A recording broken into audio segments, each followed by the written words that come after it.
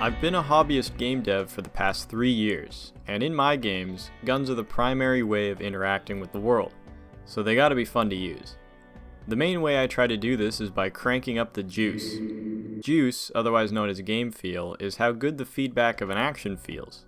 For example, if I click this button, the feedback I get from it is pretty weak. It doesn't feel like anything special.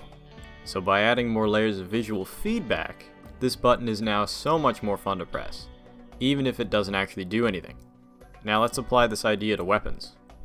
So we have this gun, and the goal is to make it fun to shoot in a nearly empty room. Step 1 is adding stretch to the bullets. It's super easy to do. Just set the X scale to the speed divided by the sprite width. Make sure to use the function max so that the sprite doesn't end up being smaller than its default scale of 1. Doing all this not only conveys a lot of speed, but it also helps with collision detection since the bullet's collision box is stretched to fill the gaps between frames. Step 2, recoil. There are a few ways to create recoil. One way is quite simple.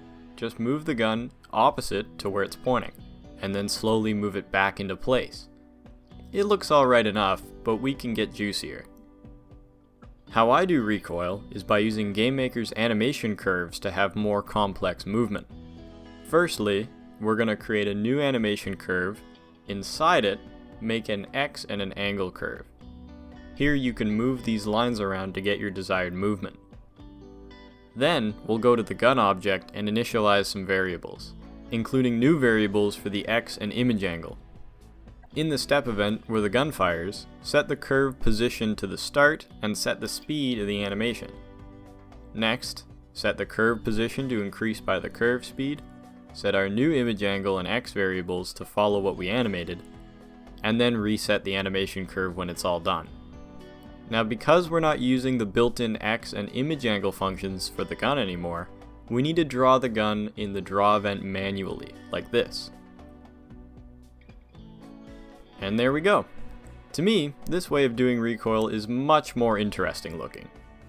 Step 3 is impact effects. Complicated particles can be extremely time consuming to make, so I'll just cheat and show you how to make simple particles that are pretty customizable still. We're going to be using this concrete block as our target. So for our particle, I made a short animation of a shrinking circle where the first frame is a small white shape. All you need for your particle object is a step event with a couple of things in it.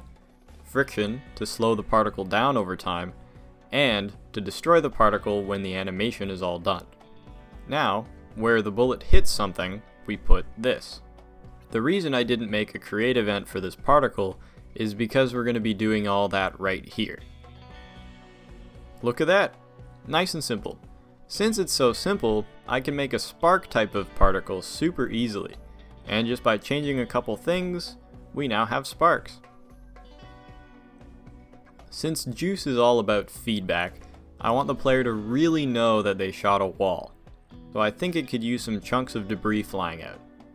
And by using Gamemaker's surface system, we can have infinite debris lying around with no performance cost at all. First thing is establishing the surface itself. We can do this in some game manager type object, but because I'm lazy, we're just going to do it in the camera's create event. Make sure to delete and recreate the surface in a room start event so old surfaces don't appear in other levels in your game. In the draw event, we want to check to see if the surface exists, and if it does, draw it. If it doesn't, make a new one. Alright. Now that we got all that set up, we can make our debris particle. We're going to still use the particle object we already made, because this makes things a little more compact. To start, we need to differentiate between our debris and our dust and sparks.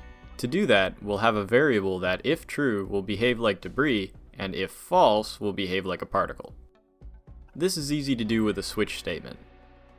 If the particle is a piece of debris, we'll draw it to the surface and then destroy it. That way it stays on the ground permanently without causing any performance loss. Because we did all this, let's go back to where we create our particles and mark them as not debris.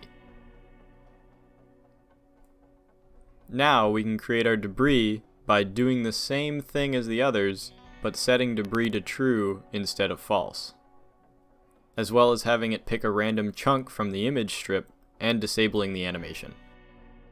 With all these things combined, it feels heaps better than before. I hope that some of this has helped you make your games a little juicier. If you want to check out my games, have a peek in the description. Maybe even wishlist Rogue North on Steam. Thanks for watching.